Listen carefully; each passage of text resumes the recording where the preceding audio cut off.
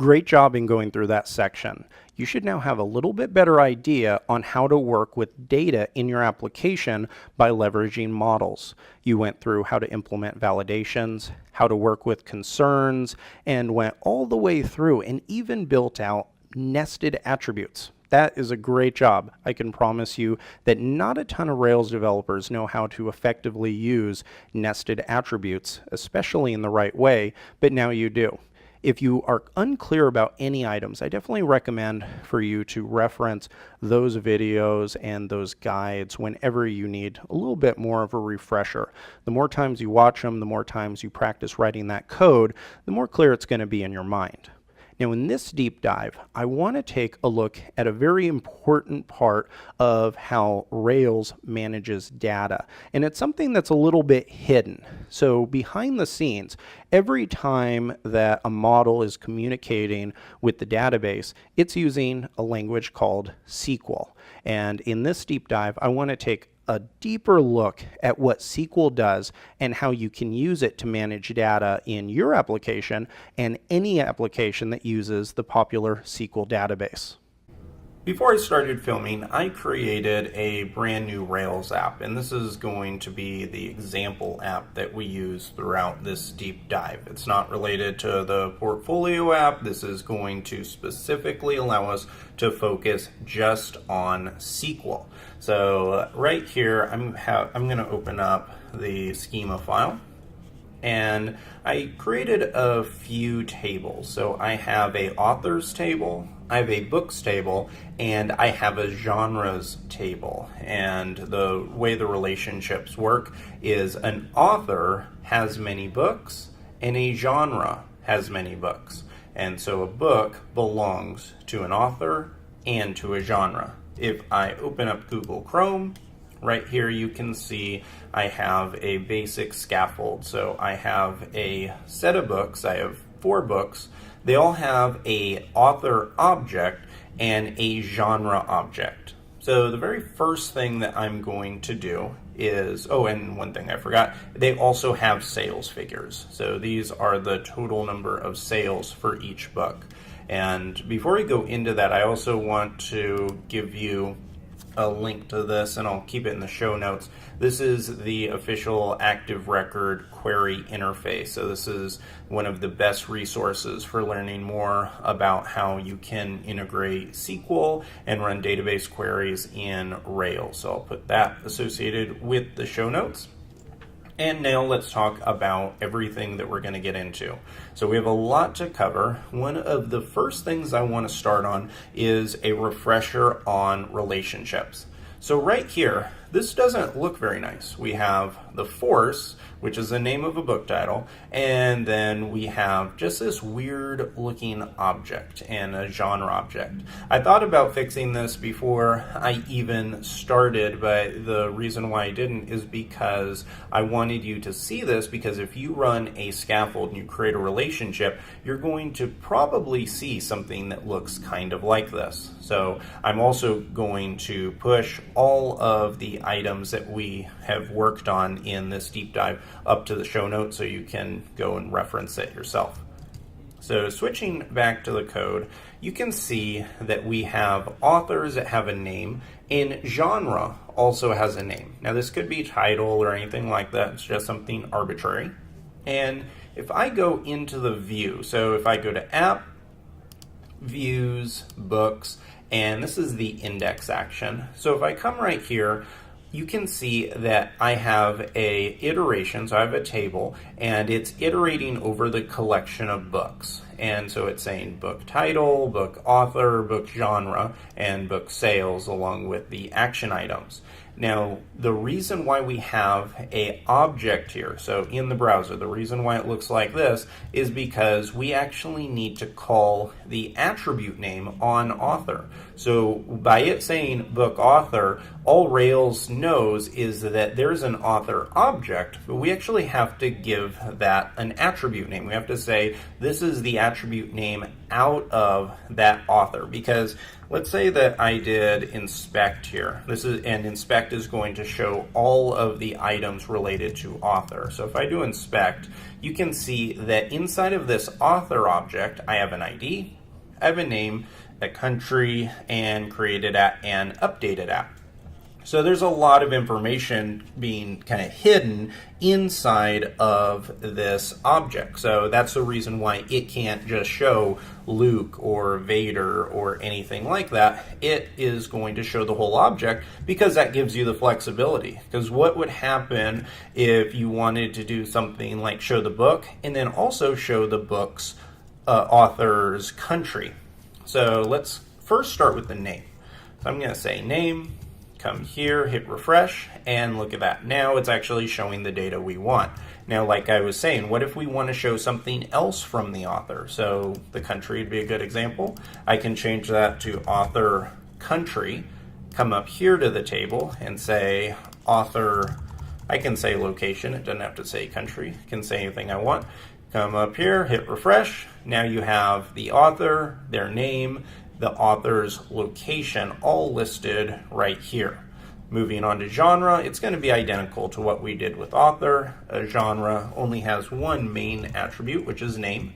So if I hit save, you can see that here it now has our genres. So this is pretty cool. Even though we are only making a database query on the books table, we're actually able to pull in everything from the author and from the genre. So I think that's pretty cool. Next thing is we are going to now get into SQL. This is a deep dive into SQL. I wanted to first start off by fixing something very specific and very practical, but now I want to show kind of the underlying details behind that. And to do that, I'm going to jump into the Rails console for our application. And while this starts up, I'm going to talk about what we're going to be getting into. So we're going to get into first some SQL queries, then we're going to talk about some dynamic methods, we're going to run all kinds of database queries, and we're going to have a great time doing it all. So first and foremost, you saw the results, at least on the screen, of what this book query looks like.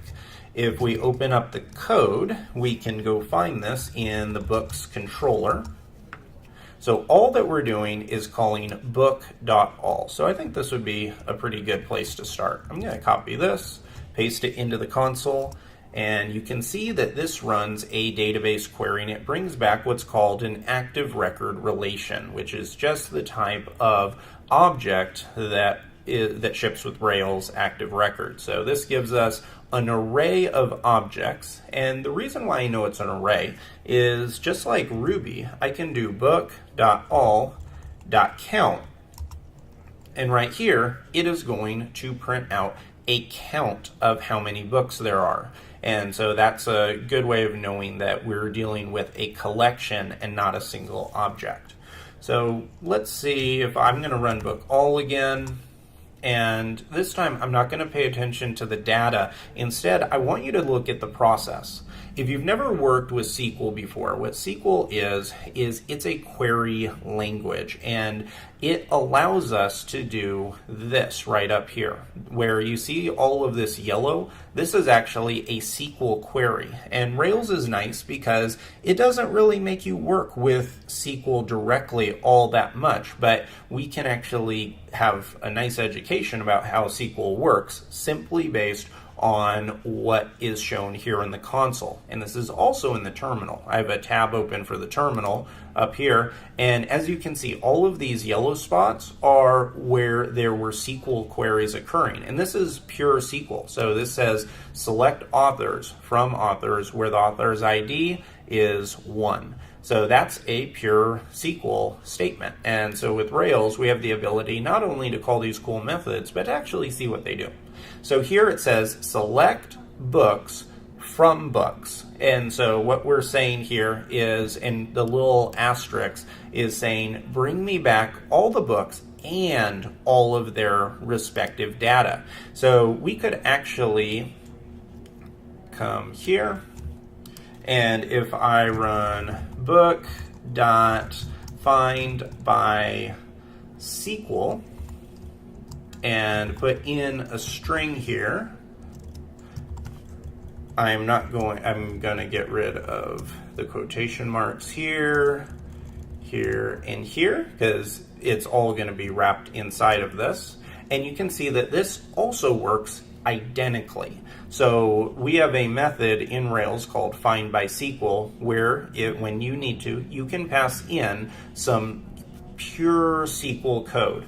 It's not every day that you have to do this specifically, and the reason is because this is this is accomplished from some great active record methods. So saying book.all is the exact same thing as saying book, find by SQL, select books, asterisk, dot asterisk from books. So that's a much more succinct way of saying it, and this is and just another reason why people love Rails so much is because they have so many great helper methods exactly like this one right here.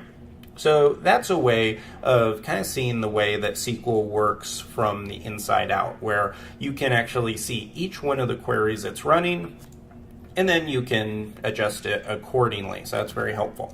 So next thing I want to talk about is dynamic query names. So it's very helpful to do things like book.all, but there are also times where you may want to be more specific with what you're looking for. So a great example of this would be, you see that we have a book called The Force. Let's say that we want to go and run a database query and find just this book. There is a very cool way of doing that, and I'm going to show you first the uncool way, and then I'm going to show you the cool way. So if I go book.where, this will allow me to pass in an attribute. So for here, I'm going to say title, and then inside of it, I can say the force. Now, if I hit return, then this is going to run a database query. It says select books, and this is the SQL again, select books from books where the book's title, and then over here it shows the argument. So it says where the book's title is equal to the force. Now this kind of works, except I want to show you something a little bit tricky. So say that we wanted to do something like this, where we say, okay, I want to go grab the book called The Force, and then I want to grab the author for the book. You know from when we talked about relations that whenever I call something that has a belongs to relationship, that I can say something like this. However, this isn't going to work for kind of a tricky reason, especially if you've never done this before. If I hit return, this is going to throw a nasty error. And the issue is, it tells you right up at the top, it says undefined method author for this. So what is the problem? The problem is that when I run book.where and pass this in, it doesn't actually bring me back a single book. Instead, it brings me back a collection. So even though it only brought back one book, Rails itself looks at it like a collection. It just is a collection of one. So in order to make this work, I'd have to say book.where, pass that in, and then do something like, say, first.author. And what that's going to do is it's going to say, just bring me back the first one in the collection, and then bring me back their author. And now if I run this, now it works. So I can see that the first book's author is Luke. Now, that is not really the best way of writing it. If you're running a query and you only want a single result, it's not really a great practice to write book.where and then bring it. If you know the title, then you can do something like this and say book.find by title, and then pass in as a string the force, and that will work perfectly. And if I say .author, it brings back Luke. So this is a little trick, and I have done this a number of times. I think I've even done it on screencasts, where I will mistakenly forget that where doesn't always bring back a collection, or brings back a collection, and I'll try to call a method on it, like finding the author. But you have to know that where brings back a collection, which means that you have to parse through that data. On the other hand, find, so these find methods, anytime you see find underscore or even just find by itself, that is going to bring back a single result. And a good way of testing this is one of the first things, whenever I see there's a bug in a query, one of the first things I'll do is I can do this. I'm going to go hit up a few times, say book.where and say .class. And you can see this is an active record relation. And now if I go up and say find by title .class, you can see that this is a book object. So that's where it's different. When I ran book.where.class, it shows that this type is a book active relation. But when I ran .class on the find by, it shows that it's an actual book. That's where it's different. And I can call a method on an actual book as something specific to the book, where up here I had to actually parse through the collection of books in order to do anything to them. So that is the rationale for that.